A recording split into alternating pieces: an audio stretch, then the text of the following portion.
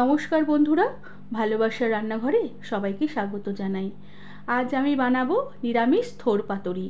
রেসিপিটি ভালো লাগলে একটি লাইক, শেয়ার আর সাবস্ক্রাইব করে দেবার অনুরোধ রইল। প্রথমে আমি থোরের আঁশ ছাড়িয়ে থোর বেশ মিহি করে কুচিয়ে জলে ভিজিয়ে রেখে দিয়েছি। এবার আমি থোরগুলোকে কড়াতে একটু সেদ্ধ করে নেব। এর জন্য কড়াতে আমি থোরগুলোকে দিয়ে দিলাম, আর তার সাথে সামান্য একটু জল দিয়ে দিলাম, আর সামান্য একটু নুনের ছিটে দিয়ে দিলাম। এবার ঢাকা দিয়ে রেখে আমি থোরগুলোকে প্রায় মিনিট 2-3 মতন সেদ্ধ করে নেব। এভাবে কিছুক্ষণ আমি থোর সেদ্ধ করে নিয়েছি।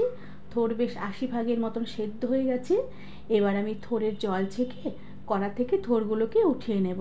এবার আমি থোরগুলোকে কড়া থেকে উঠিয়ে নিয়ে ঠান্ডা জলে ভিজিয়ে রেখে দিলাম।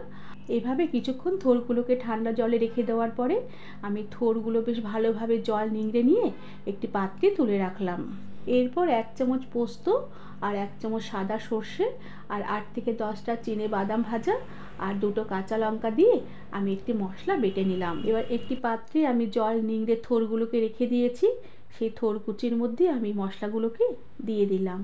আর এই মশলা বাটার সময় আমি পরিমাণ মতো নুন দিয়ে দিয়েছি, আর আমি আলাদা করে নুন দেব না। তার সাথে এবার আমি হলুদ গুঁড়ো দিয়ে দিলাম, আর সাথে সামান্য একটু চিনি দিয়ে দিলাম। চিনিটা এখানে দিতেই হবে, তাহলে এর টেস্টটা বেশ ভালো লাগবে। আর তার সাথে আমি সামান্য একটু সর্ষে তেল দিয়ে দিলাম। এবার এই থোরের সাথে এই সর্ষে পোস্তর মশলাটা বেশ ভালোভাবে আমি মেখে নেব, আর প্রায় মিনিট 5 মতন এভাবে আমি থোরটাকে মাখিয়ে রেখে দেব। এরপর গ্যাসে কড়া বসিয়ে দিলাম, আর কড়াতে সামান্য একটু সর্ষে তেল দিয়ে দিলাম।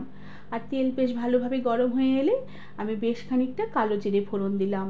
কালো জিরে ফোড়নের খুব সুন্দর একটা গন্ধ বেরোলে আমি মাখিয়ে রাখা থোর আমি ফোড়নের মধ্যে ঢেলে দিলাম, আর থোরগুলোকে কড়ার মধ্যে বেশ হাত দিয়ে ভালো করে ছড়িয়ে দিলাম। সাথে একটা চেরা কাঁচা লঙ্কা দিয়ে দিলাম, আর থোর যে পাত্রে মেখে রেখেছিলাম সেই পাত্র ধুয়ে সামান্য একটু জল দিয়ে দিলাম। আর গ্যাসের আঁচ একদম কম করে দিয়ে ঢাকা দিয়ে রেখে আমি কিছুক্ষণ রান্না হতে দিলাম, যতক্ষণ না থোরের জল শুকিয়ে আসে। এভাবে 3-4 মিনিট রান্না করে নেবার পরে আমি ঢাকনা খুলে দিলাম। থোরের জলটা বেশ অনেকটাই টেনে এসেছে।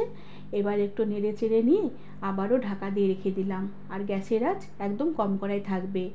এভাবে আরও প্রায় মিনিট 2 মতো রেখে দিয়ে ঢাকনা খুলে দিলাম।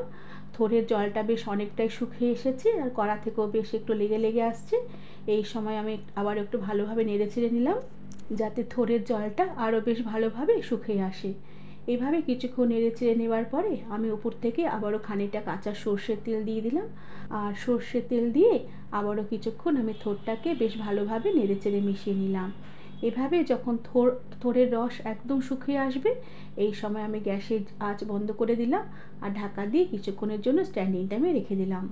বন্ধুরা, নিরামিষ দিনে খাওয়ার জন্য আমার এই থোর পাতুরির রেসিপিটি তোমাদের কেমন লাগলো আমাকে তোমরা কমেন্ট করে জানাবে, আর ভালো লাগলে একটি সাবস্ক্রাইব করে দেবে।